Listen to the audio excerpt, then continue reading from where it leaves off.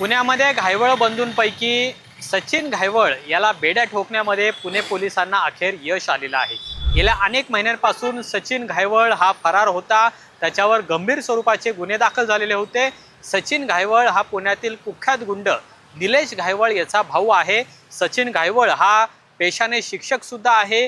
खेळाडू भागातला तो शिक्षक आहे आणि पुण्यातल्या एका शाळेमध्ये तो स्पोर्ट्सचं शिक्षण आहे तो विद्यार्थ्यांना सुद्धा देत होता। पण मध्यंतरी आपण पाहिलं की पुण्यातल्या कोथरूड भागामध्ये एका तरुणाला मारहाण करण्याचा प्रकार घडलेला होता आणि ही मारहाण पुण्यातल्या कुख्यात गुंड निलेश घायवळ आणि त्याच्या गँगने केलेली होती। या दरम्यान त्याला पिस्तूल सुद्धा डोक्यावर रोखल्याची सुद्धा माहिती समोर आलेली होती आणि या प्रकरणामध्ये निलेश घायवळ याच्यावर गुन्हा दाखल झाला। त्याच्यानंतर सचिन घायवळ याच्यावर सुद्धा गुन्हा दाखल झालेला होता। याच दरम्यान या बंधूंची अनेक गंभीर प्रकरणं आहेत ती पुणे पोलिसांनी शोधून काढलेली होती। खुनासारखे प्रयत्न, दरोडा, खंडणी अशा पद्धतीचे गंभीर गुन्हे आहेत ते या घायवळ बंधूंवर दाखल होते। निलेश घायवळ हा सध्या परदेशामध्ये आहे, तो फरार आहे। अजूनही पोलीस त्याला शोधू शकलेले नाहीयेत। मात्र सचिन घायवळला शोधण्यात मात्र पुणे पोलिसांच्या गुन्हे शाखेला यश आलेलं आहे। पुणे पोलिसांच्या गुन्हे शाखेच्या क्रमांक 1 ने राजस्थानमधून एका गावामधून या सचिन घायवळ याला अटक केलेली आहे आणि आता त्याला पुण्यामध्ये सुद्धा घेऊन आलेले आहेत।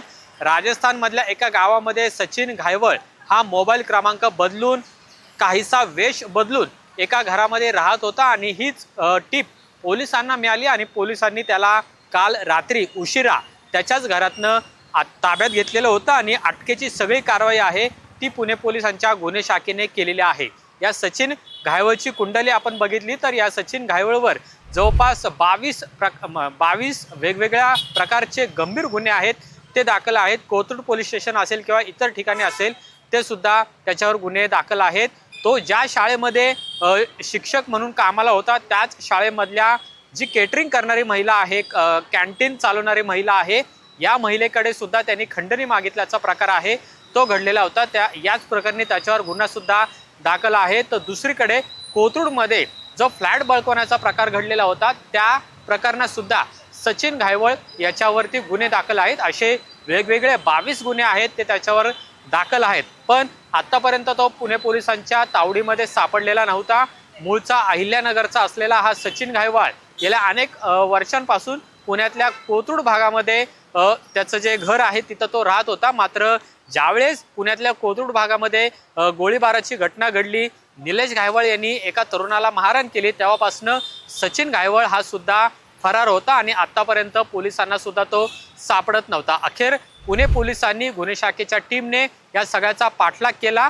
मुळामध्ये निलेश घायवळ हा पुणे पोलिसांना कधी सापडणार याची चर्चा सुरू होती। रेड कॉर्नर नोटीस आहे ती सुद्धा पुणे पोलिसांनी काढलेली होती। अक्षरशः ईडी पर्यंत हे सगळं प्रकरण गेलेलं होतं कारण की या दोन्ही बंधूंनी मिळून जी काय माया कमवलेली आहे ती कोट्यावधींच्या घरामध्ये आहे। अनेकांचे फ्लॅट बळकावणं असेल, जमीन बळकावणं असेल, खून आणि खुनासारखे प्रयत्न असतील, अशा प्रकारच्या घटना या घायवळ बंधूंनी केलेल्या होत्या आणि त्यामुळे सचिन घायवळ याला सुद्धा पकडण्यासाठी पुणे पोलिसांच्या अनेक टीम आहेत त्या आतापर्यंत काम करत होत्या। पण अखेर राजस्थानमधल्या एका गावामध्ये सचिन घायवळ हा वेश बदलून राहत असल्याचं समजलं आणि त्यानंतर ही सगळी कारवाई पुणे पोलिसांच्या गुन्हे शाखेच्या पथकाने ही केलेली आहे। आता सचिन घायवळ याला पुण्यात सुद्धा आणण्यात आलेला आहे।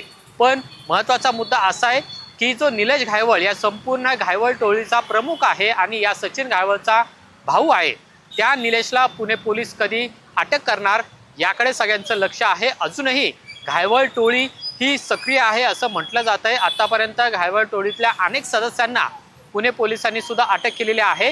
पण निलेश आणि सचिन हे दोन घायवळ बंधू आहेत जे अनेक महिन्यांपासून फरार होते।